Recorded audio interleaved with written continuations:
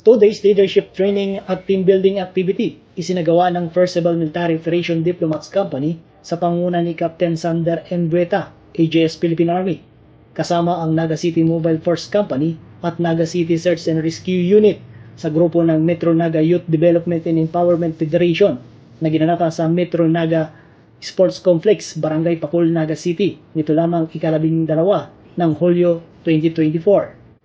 Ang nasabing aktibidad ay dinaluhan ng nasa 27 kabataan at mga opisyalis ng Metro Naga Youth Development and Empowerment Federation galing sa iba't ibang barangay ng Naga City na pinangunahan ni Ramona Alfonso M. Bueno, chairperson ng grupo. Nagbahagi naman ng dagdag kaalaman ang Philippine Army patungkol sa estratehiya ng pagre-rekruta ng komunistang teroristang grupo o ng CPP-NPA-NDF sa hanay ng mga kabataan at sinundan ito ng drug awareness ng PNP sa panguna ni Police Staff Sergeant Bermejo, Assistant PNCR, PNCO at ni Dr. Victor Loquias, Professor Ateneo Dinaga University, na nagbahagi patungkol sa ethical leadership.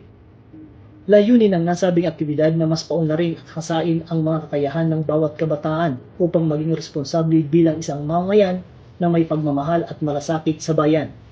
Ang First Civil Military Operation Company, 9 Civil Military Operation Battalion, Civil Military Operation Regiment Philippine Army, kasama ang iba't ibang ahensya ng gobyerno at mga organisasyon ay nagkakaisa sa isang layunin na protektahan ang hanay ng mga kabataan at bantayan ang kanilang kinabukasan.